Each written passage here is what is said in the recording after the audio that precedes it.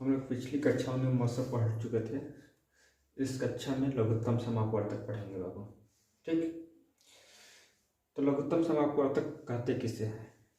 दो या दो से अधिक दी हुई संख्याओं के ठीक सबसे छोटा सम यानी सबसे छोटा सम ठीक या सारों अपवर्तक को दी हुई संख्याओं का लघुत्तम समापवर्तक कहते हैं। ठीक ना। जैसे मौसम में सबसे हम लोग क्या पढ़े थे? सबसे बड़ी संख्या है, यहाँ क्या था? सबसे बड़ा सम, और यहाँ पर लघुत्तम में सबसे छोटा सम होता है। ठीक, तो लघुत्तम में जैसे हम लोग बाबू लघुत्तम समापवर्तक समझ लिए क्या होता है? दो संख्याओं का होता है। ठीक, दो या दो से अधिक संख्याओं का ही लघुत्तम समापवर्तक भी होगा। जैसे महत्तम समापवर्तक हम लोग कितने का पढ़े थे? एक का पढ़े थे, दो या दो से अधिक का पढ़े थे। वैसे ही लघुत्तम समापवर्तक भी कितने का होगा? दो या दो से अधिक संख्याओं का होगा। ठीक, चलिए यहाँ पर हम लोग क्या निकालेंगे? किसी संख्या का लघुत्तम समापवर्तक निकालेंगे। ठीक, मान लीजिए हम लोग 12 और किसका 15 का लघुत्तम समापवर्तक निकालते हैं। ठीक, बाबू इसको भी लघुत्तम समापवर्तक को भी हल करने के लिए दो विधि है, एक गुणनखंड विधि भी है और भाग विधि भी है। ठीक, चलो पहले इसको कैसे भाग विधि से निकालते हैं। किस विधि से? भाग विधि से। भाग विधि। ठीक बाबू, चलिए 12 और 15 का क्या करेंगे? भाग कर देंगे। ठीक, सबसे पहले छोटी से छोटी संख्याओं का से भाग देते हैं। चलिए पहले 2 से देखिए, 2 से कट रहा है ना, ये 12 2 से कट जाएगा, कितनी बार में जाएगा? 6 बार में। 15 नहीं कटेगा, वैसे होगा।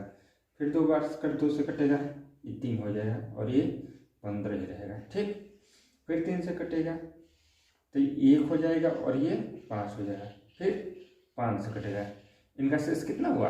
1 1 हुआ ना, तो यहीं तक हमारा लघुत्तम हो गया। ठीक, ये जो संख्याएं जिससे भाग दिए हैं इनको आपस में गुणा कर लेते हैं। ठीक, तो गुणा कीजिए, 2 गुणे 2 गुणे 3 गुणे 5, यही हम लोग का क्या होगा? जो मान आएगा वही हम लोग का एलसीएम होगा।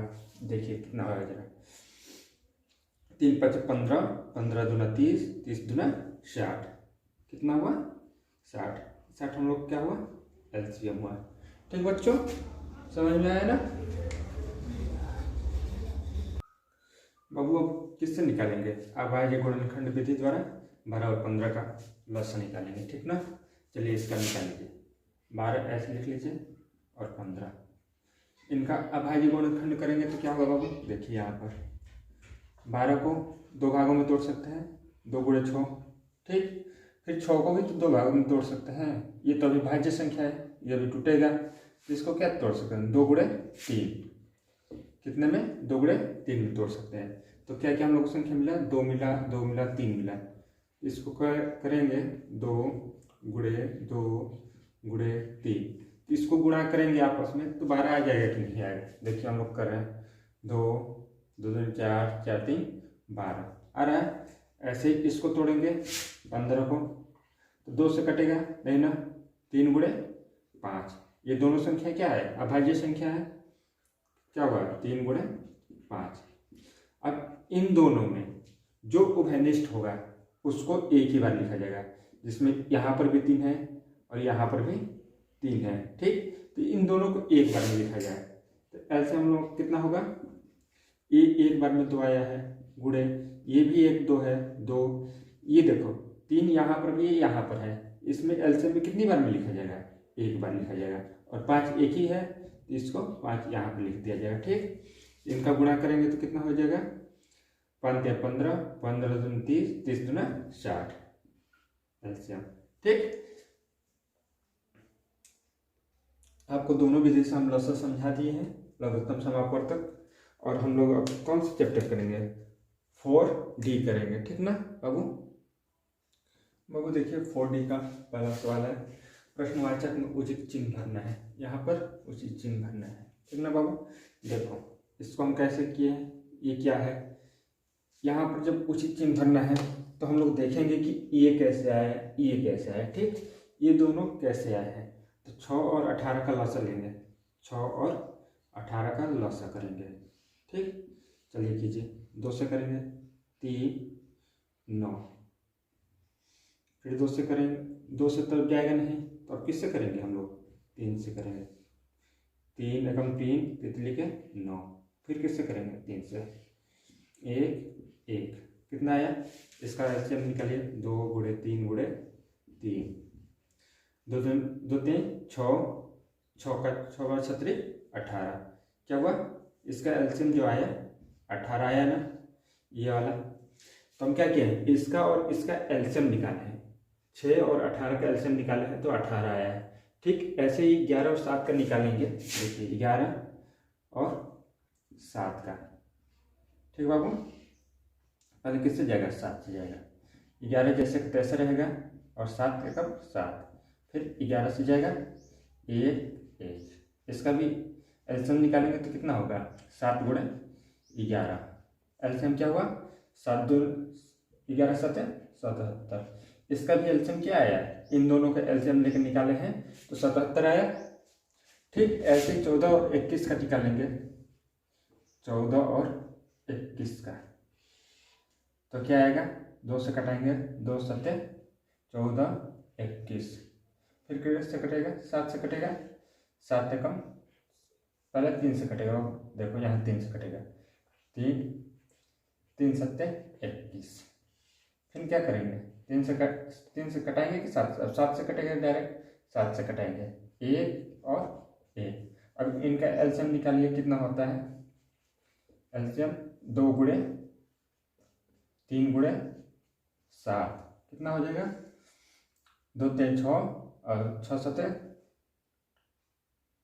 7 3 21 21 दूने 42। कितना हो जाएगा इसका? 42। तो कहीं ऑप्शन में 42 दिया है, हमारा ऑप्शन क्या है? 42 है। यहाँ पर क्या हो जाएगा? 42 हो जाएगा। समझ में आया? तो ये हम लोग का पहला सवाल कंप्लीट हो गया। बाबू दूसरे सवाल को देखेंगे हम लोग। पूछा है कि निम्नांकित संख्या युग्मों के ऐसे समापवर्तक ज्ञात कीजिए जिसका मान 80 से कम है। ठीक, पहला क्या दिया है? 9 और 15 का। तो इन दोनों का बाबू पहले लसन निकालेंगे और उसके बाद समापवर्तक निकालेंगे। समापवर्तक आपको बताए हैं कि जो लसा आएगा, जो लसा का मान आएगा उसका समापवर्तक होगा, जो लसा का मान आएगा उसका दोगुना करते जाइए, उसका पहाड़ा करते जाइए। ठीक, और क्या बांध दिया है? उसका मान किससे? 80 से कम होगा। चलिए इसका पहले हम लोग लसा निकालते हैं। 9 और 15 का लसा निकालते हैं। ठीक, 3 से कटेगा तितली के 9, 3 5 15। फिर 3 से कटेगा, 3 एकम 3 5। फिर 5 से 1 और 1। इसका एलसीएम कितना आया है बाबू? 3 गुणे 3 गुणे 5। तितली के 9 9 5 45। ठीक, ये 45 इसका तो एलसीएम आ गया। इसका क्या करेंगे? समापवर्तक करेंगे। ठीक, तो इसका क्या करते हैं? पहाड़ा पढ़ेंगे। लेकिन पहाड़ा कहाँ तक पढ़ेंगे? 80 तक। या तो 80 आए या तो 80 से कम आए, लेकिन 80 से ज़्यादा नहीं आना चाहिए। ठीक, इसका एलसीएम ये हो गया। और समापवर्तक निकालेंगे तो क्या हो जाएगा?